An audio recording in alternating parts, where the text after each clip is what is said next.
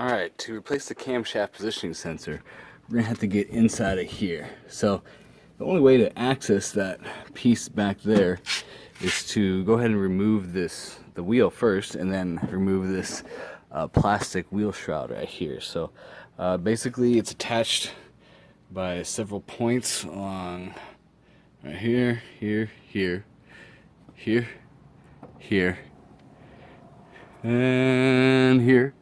And one there, that's already ripped out, and that one right there. And so you basically take all those out, then you can pull it out. So we'll get that done. Alright, now with the wheel kind of cover off the plastics there, we're going to go ahead and access the camshaft positioning sensor, or the crankshaft positioning sensor. So from the wheel right here, we're going to basically go up and over, and here you can see that there's this boot.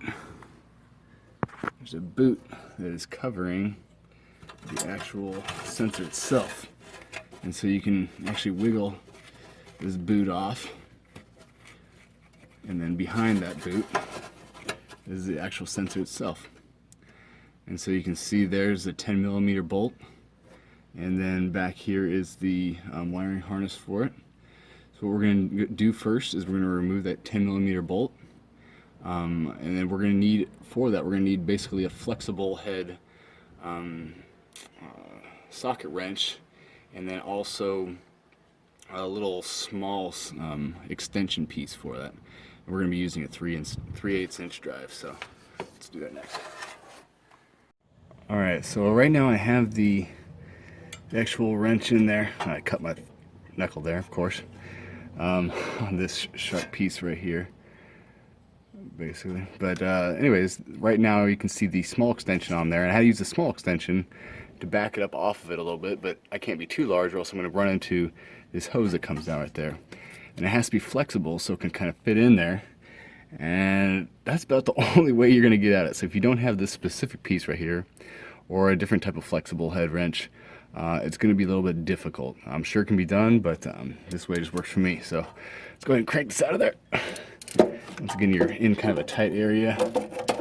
This is going to be difficult no matter what. We're going to try and get that. Alright.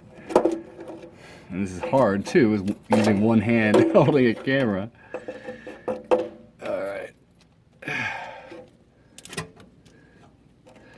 Alright, I'm going to have to put this down in order to get this off. So hold on, I'll come back. Alright, so I was able to get the bolt off there. And so now let's go ahead and pull this sensor out. See what we got. Ah, jeez, of course this isn't easy. Nothing's easy. Alright, so there's the sensor right there.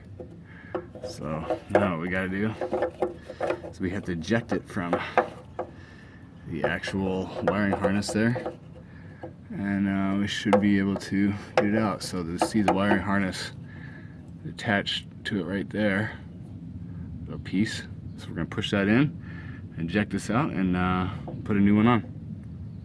Alright, just to show the way I kind of got at this was basically came in here with the pliers and kind of pinched the wiring harness like that. So you can see how I got kind of a grip on it right there.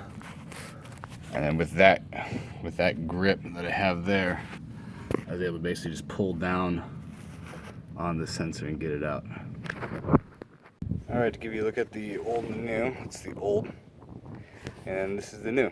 Alright, so you put these two side by side, and what's interesting is this one has a gasket on it, this one doesn't.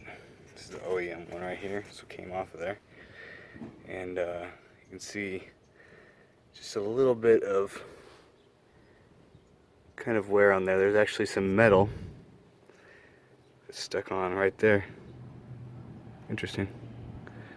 And obviously it's metal stuck onto the magnet, so I don't know where that metal came from, but that honestly could be just the problem right there. So but I'm still just gonna replace it. You know what's I think this was like 20 bucks.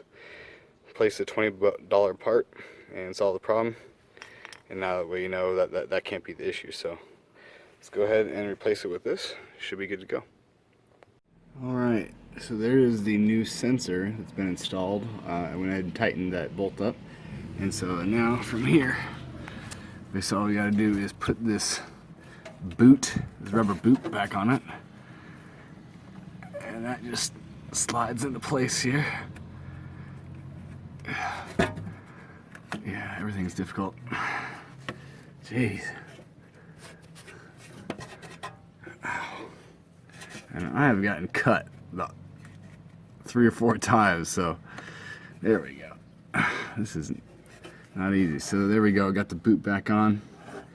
And with the boot back on, now all we have to do is put the plastic wheel well cover back on and we should be good to go.